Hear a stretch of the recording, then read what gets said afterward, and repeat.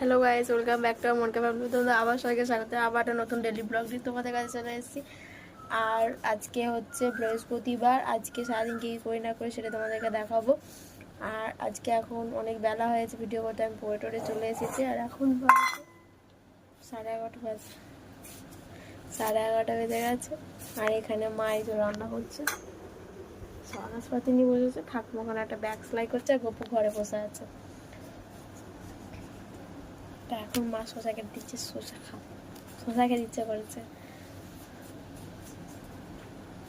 আজকে কি রান্না হয় দেখা যাক। তো আমার এখন চান টান কমপ্লিট হয়ে গেছে, দেখে বুঝতে পারছি পাগলি বন্ধু চুলপু লাগায়নি। শুধু চানটা করেই ড্রেস ফ্রেস করে আর গপুকে ওখানে খেতে দিয়েছি। চান টান করো। আর মা ওখানে রান্না করছে, খুব যোগ খিদে পাচ্ছে। মাকে বললাম তুমি আমাকে আগে একটু খেতে দেবে, বললো